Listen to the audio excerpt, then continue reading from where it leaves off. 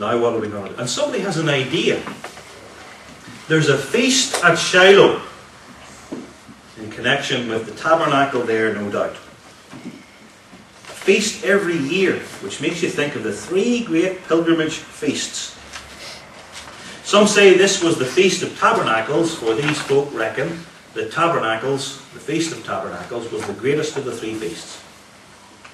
Others say it was the Feast of Passover, connected with unleavened bread, because that's somewhat connected with Miriam and other women dancing after the crossing of the Red Sea in Exodus 15. And here there are women dancing at this feast. And we need to throw in, of course, this dancing is not anything like lascivious, sinful dancing in discos and parties. This isn't mixed dancing at all. There are no men here. This is female-only dancing. And it's not lascivious dancing, because this is dancing at a religious festival at the tabernacle. The menfolk would come up as they were required for the feast, and then some of them would come up with their older daughters, and maybe wives too, and then the virgins danced the religious dance with timbrels probably. And then came the grab. And this is a scene. Here are these young women in their religious dancing, and out of the woods the Benjamites come, the 200, seize them. That's the plan.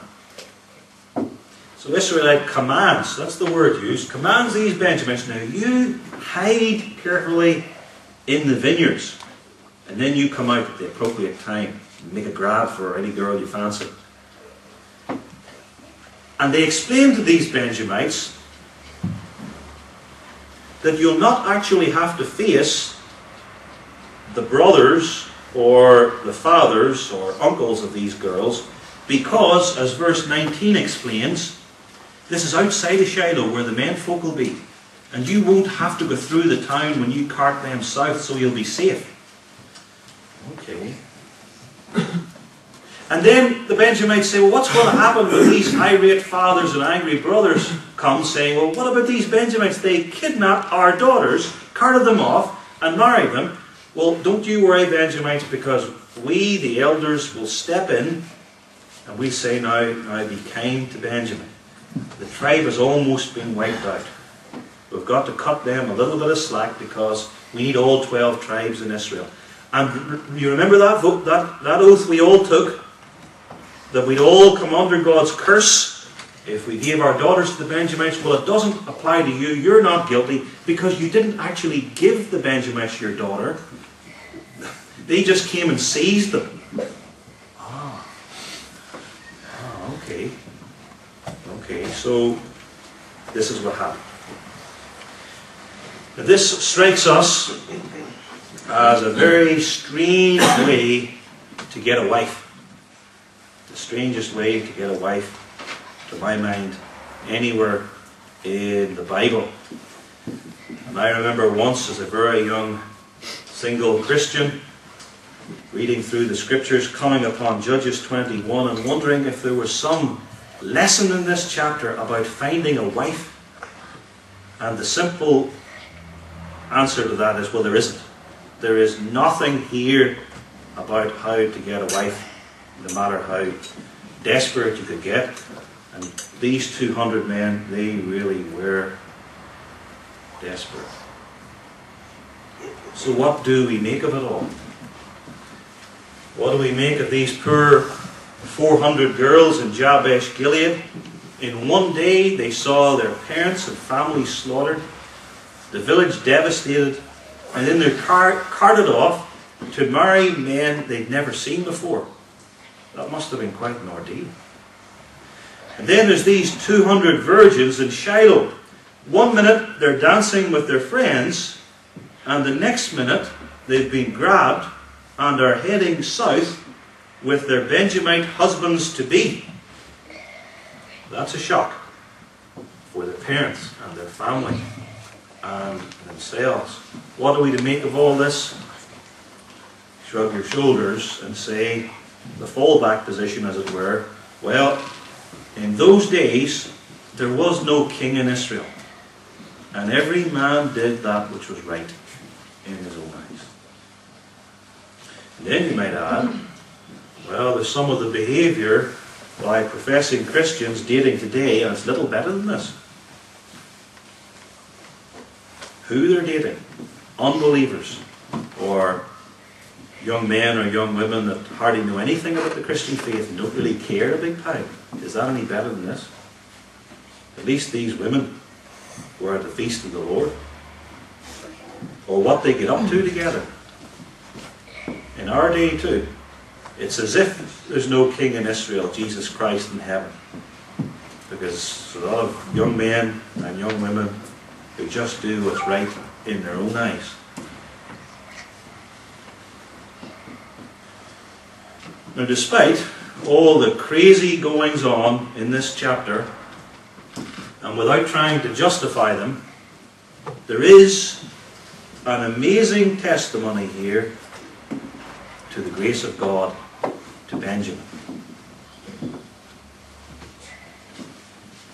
You can think of Benjamin numerically. When Israel was numbered, in Numbers chapter 1, when they were at Sinai, 35,400 fighting men, beside older men, women and children. 35,400. In Numbers 26, just prior to their entering the Promised Land, that number has increased by 10,000. It goes up from 35,000 to 45,600 fighting men, plus women, older folk and children. In Judges 20, verse 15, there are only now 26,700 men. It has gone down by almost 20,000 since before they entered the land and events in these chapters. 35,000, 45,000, 26,600. And the 600 this time is the complete number. You don't add women or children or old folk. 600. No wives, no old people, no children. But now, at the end of the chapter, you have 600 newly married couples. And they may not immediately have been the happiest couples in the world, but eventually, I suppose, they shaped up.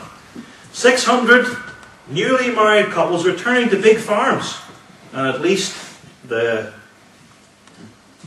fathers and brothers of those snatched at Shiloh could comfort themselves with that at least our sister or daughter, they've got plenty of land.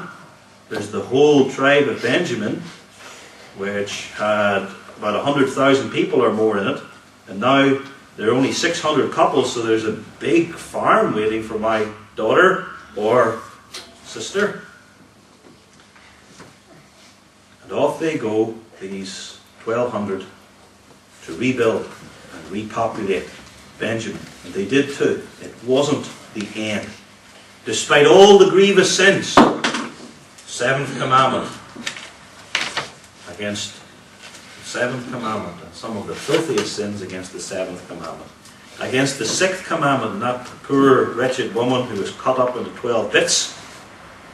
And against the fifth commandment, the rebellion against authority.